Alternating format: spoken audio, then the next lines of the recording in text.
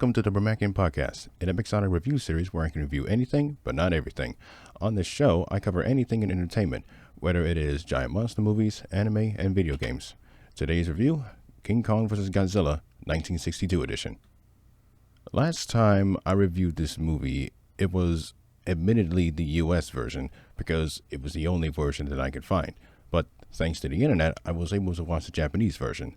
Surprised that Toho or Universal didn't come after the people and sue them for stupid amounts of money. I'm looking at you, Nintendo. You're not innocent. Also, before we begin, if you're wondering why I didn't continue the reviews until now, it is because I was way behind schedule on my second YouTube novel, A Certain Ultimate Giant Monster War, the sequel to Godzilla vs. Ghidorah War of the Titans. My next YouTube novel isn't set to come out until November, so I guess the reviews will have to fill in the void. Anyway, here's how this crossover came to be.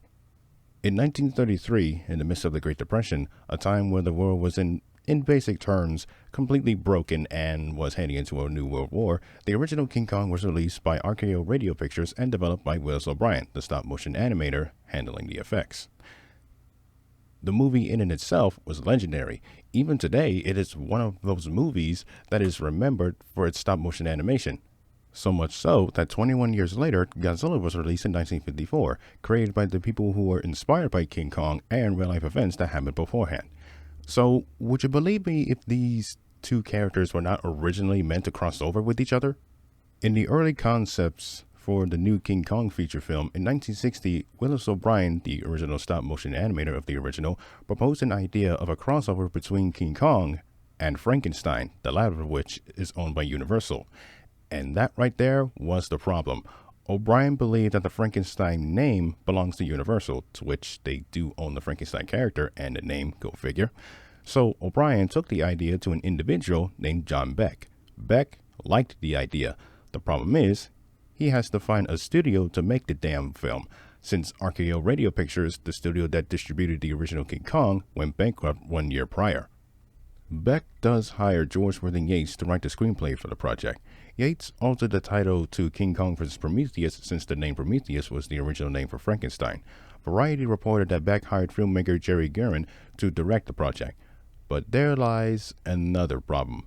The stop-motion animation was going to be so expensive that it completely drove away studios from putting it into production. However, there was one studio that started to pay attention to this project, and that studio happened to be across the Pacific Ocean. Toho had been wanting to make a King Kong film ever since the late 1930s, but never came around to making it or releasing it. So, when they saw that John Beck was looking for a studio to make the King Kong vs. Prometheus film, they happily purchased the script. And what amazing timing too. In 1962, Toho celebrated its 30th anniversary. On that anniversary, the studio released 5 movies to celebrate it: Sanjuro, True Shingora, Lonely Lane, and Born in Sin. And the last one is King Kong vs. Prometheus. However, when Toho purchased the script and gave it to scriptwriter Shinichi Sekizawa, they removed Prometheus and replaced him with another monster who was on ice, literally, Godzilla. And it was smooth sailing from there. Well, there would be if there wasn't a bit of backlash. John Beck had done all of those things behind Willis O'Brien's back. And to make matters worse, O'Brien wasn't even credited for his idea. He tried to sue Mr. Beck, but couldn't due to a lack of money. Sadly, Willis O'Brien died in his house in LA on November 8, 1962. His wife Darlene stated that the frustration towards the project was how it led to his death. I wouldn't go that far. World War I and World War II veteran and the producer of the original King Kong film, Marion C. Cooper, was absolutely bitter about this film, so much so that in 1963 he decided to file a lawsuit against John Beck, Toho, and Universal, the film's U.S. copyright owner, go fucking figure, because he thought that he owned the King Kong character. In short, he didn't own the Kong name, and the lawsuit never went through. There is a massive rabbit hole on why the name Kong is in the public domain that I shall not go into. At last, King Kong vs. Godzilla was released in Japan on August 11, 1962, and it did gangbusters. How, you may ask? It sold 11.2 million tickets and made over 352 million yen, or 972,500 US dollars. Combined with the re-releases over the years, it sold 12.55 million tickets and made over 10.3 million US dollars worldwide. Needless to say, the execs over at Toho needed 18 pairs of underwear after they saw those figures. The ticket sales and revenue may be amazing, but the critical reception, however, was mixed to average at best. There are some positive reviews, like James Powers of The Hollywood Reporter stating, "A funny monster picture? That's what Universal has in Kong vs. Godzilla."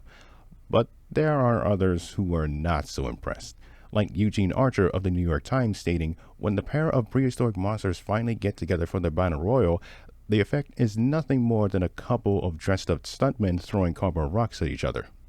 Makes me wonder what kind of film he was expecting. Other than that, are all of the reviews valid? Let's take a look at that synopsis. Tako, the advertising director of Pacific Pharmaceuticals, is frustrated by the low viewership of their sponsored documentary show. Realizing that he needs a more sensationalist approach, Tako orders two of his men, Sakurai and Furo, on an expedition to Faroe Island to investigate a legendary monster called King Kong and exploit it for advertising. Just as the expedition is underway, Godzilla emerges from an iceberg, I'm pretty sure it's from the same iceberg from Age Again, and sets his sights towards Japan. Don't you just love timing? A media frenzy is generated that steals the publicity away from Tako's own monster.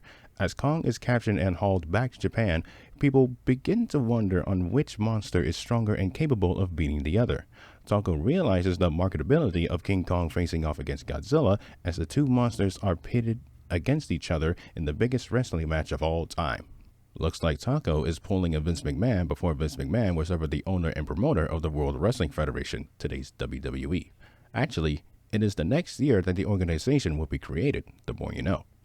The 2-minute breaks are back, and when I come back, I will give you my final thoughts on this movie. In the meantime, here's some music to fill the void.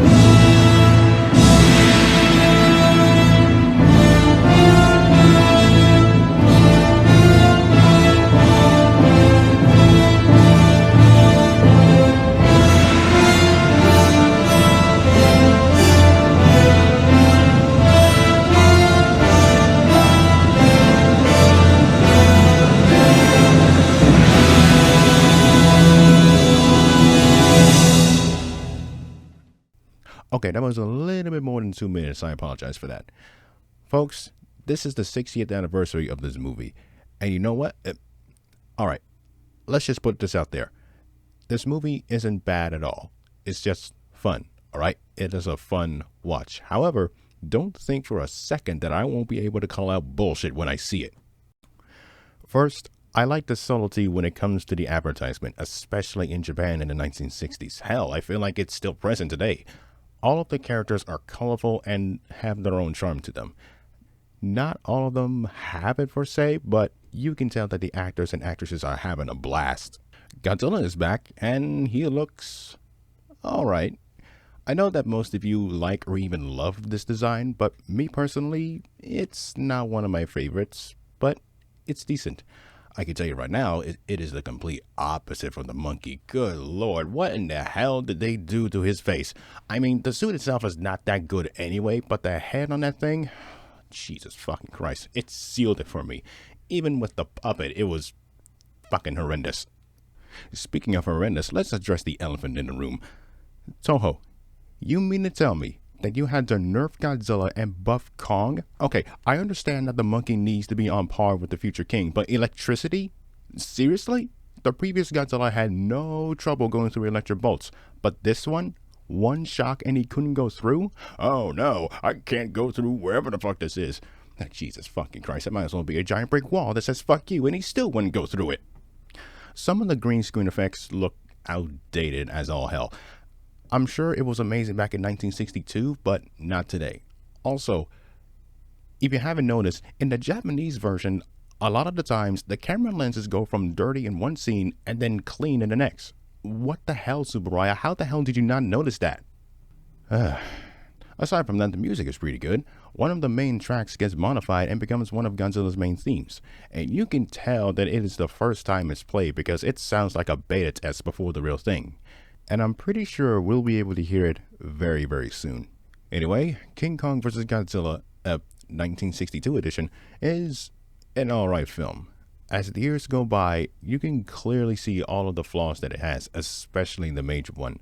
But as those years go by, it is one of those movies that it is so important to this long-running franchise, and it is no wonder that people have been wanting a rematch between these two icons. Like Ric Flair after him, King Kong gave Godzilla the rub. That's right, Hogan. And you may be wondering, what's your final score? Well, here's the thing. I decided to stop giving out grades because it's becoming outdated. So, when we return to this podcast, we will see Godzilla take on another monster from another movie. And the other monster is a she. Godzilla does not discriminate. Yes, next time it will be God versus Goddess. But before that, we have to take a little detour in handling a giant space jellyfish. That sounded weird even when I tried saying it. Until then, this has been Demetrius signing off, and hail to the king.